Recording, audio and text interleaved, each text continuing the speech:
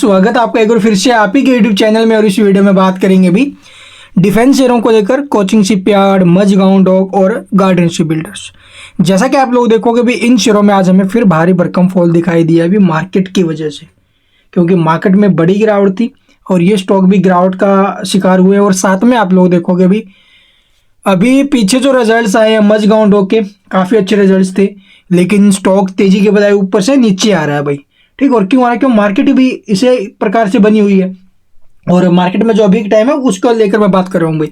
और साथ में आप लोग देखोगे जो स्मॉल कैप इंडेक्स और मिड कैप इंडेक्स, इनमें सबसे ज़्यादा गिरावट आज के दिन हमें देखने को मिली है। तो ये प्रेशर बना रहे भाई शेयरों के ऊपर। साथ में रिजल्ट्स कमजोर आ रहे हैं कंपनियों के।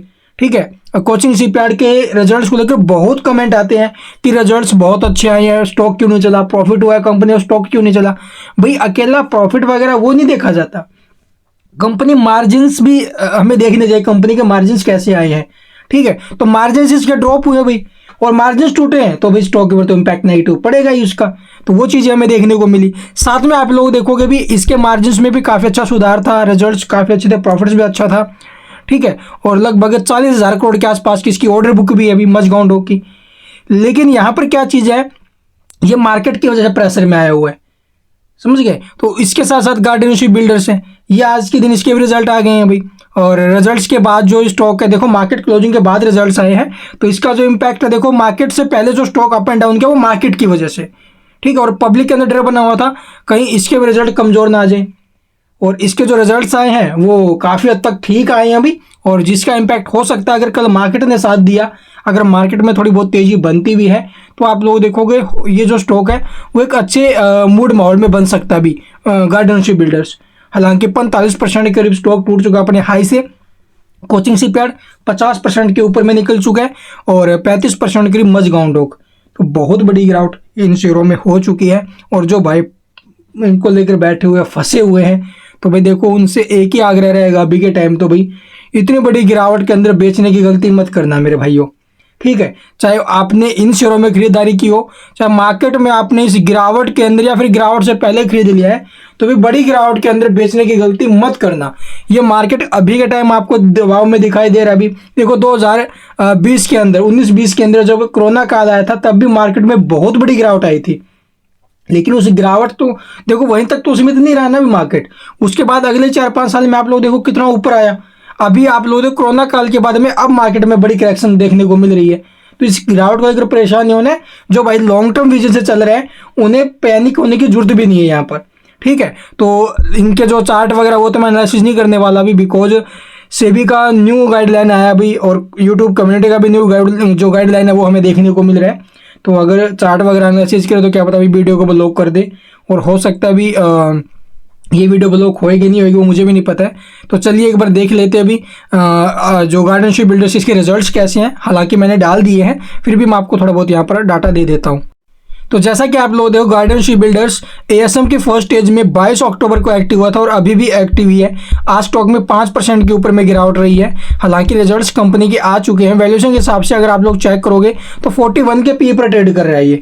इंडस्ट्री पी से ये अभी भी डाउन है एंड इसका जो प्राइस टू बुक रेशियो है ये भी इसका हमें इंडस्ट्री से हाई देखने को मिल रहा है भाई।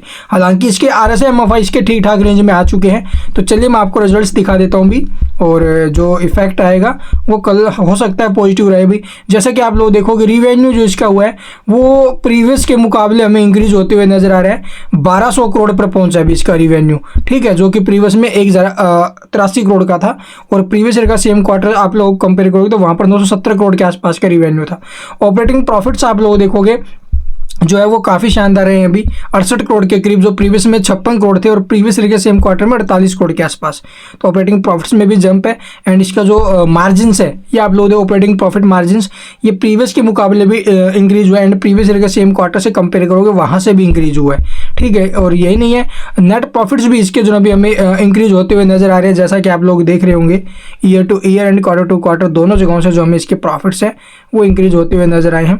तो काफ़ी अच्छी बात है, रिजल्ट ठीक है, अच्छे रिजल्ट है, हो सकता है भी इसका पॉजिटिव इम्पैक्ट आए, बट मार्केट क्या कुछ देगी वो कल पता चलेगा। अभी मार्केट किस तरफ अपना रुख करेगी, नेगेटिव या फिर पॉजिटिव। अभी के टाइम तो देखो भाई डॉलर भी टूटा हुआ है, ठीक है, रुपीज के मामले में।